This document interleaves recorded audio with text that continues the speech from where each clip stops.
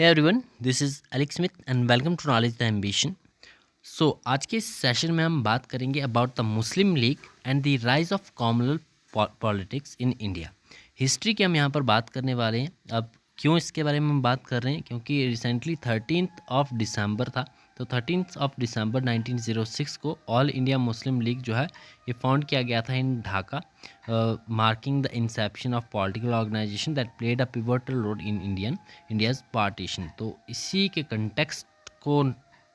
Context में हम इस टॉपिक को डिस्कस कर रहे हैं। ठीक है, कुछ एक हिस्टोरिकल फैक्ट्स देखेंगे। ठीक है, over the years the league involve from a group of elite Muslim man to a mass political party under the leadership of Muhammad Ali Jinnah, advocating for a creation of Pakistan. Then बात करते हैं हम history and impact of all India Muslim league.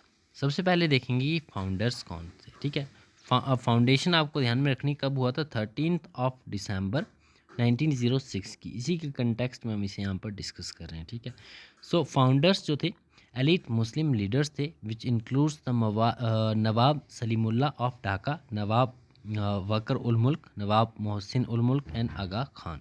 ये founders थे इसके। ठीक है, formation की बात करें ऑल इंडिया मुस्लिम लीग की, it was preceded by Aligarh movement. ठीक है, अलीगढ़ मूवमेंट के बाद ये आपका ऑल इंडिया मुस्लिम लीग की शुरुआत हुई थी। ठीक है, फॉर्मेशन हुआ था, which advocated for Muslim education and political awareness and the Shimla deputation 1906 में हुई थी Shimla deputation.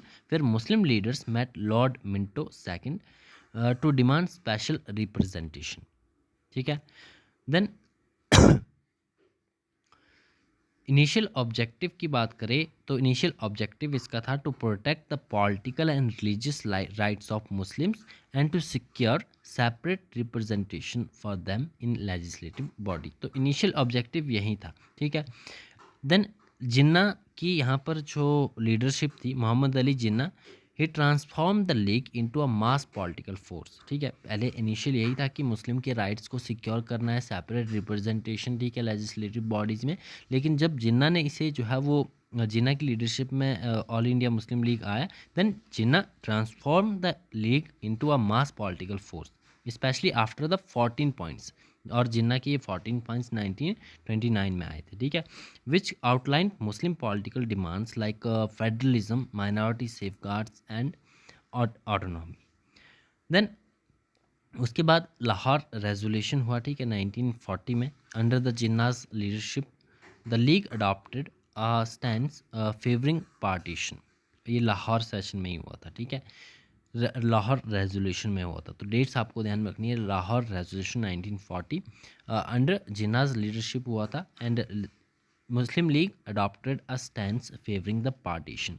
At its session of Lahore, the League passed a resolution advocating for independent states for Muslim in the northwestern and eastern region where they were a majority. और ये resolution जो था it later termed the Pakistan resolution became the ideological foundation for the creation of Pakistan in 1947। उसके बाद direct action day आपको ध्यान में रखना है, ऑब्जर्व 16th ऑफ अगस्त 1946। ठीक है, it is the communal strike called by All India Muslim League led by Muhammad Ali Jinnah to press for the creation of Pakistan.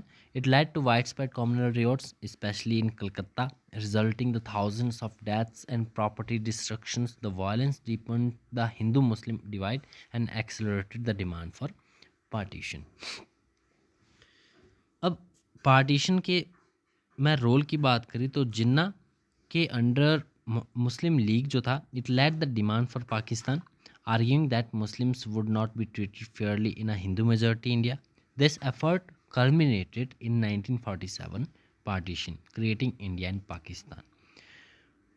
After partition, the League became Pakistan's dominant party, but fractured into various factions over time. Its role in India waned, with some remnants forming regional political groups. Agreement and resolutions की बात करें तो Lucknow pact हुआ था 1916 में। एक rare moment था of the Congress Muslim league cooperation का, इसलिए इम्पॉर्टेंट आपको ध्यान में रखना है। ठीक है, Leaders like Bal Gangadhar Tilak and Muhammad Ali Jinnah signed the pact agreeing to work together for India's independence. Then Congress ने accept किया था the separate electorates for Muslim, which is a significant demand for the league, a significant demand of the league. However, this also led to the rise of communal politics in India. The pact called for increased Indian representation in legislative and executive council.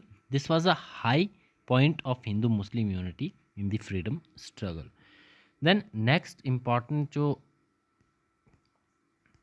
yeah, this is that's all about today's session. I hope session आपको पसंद आया होगा. मिलते हैं next session में. Thanks for watching.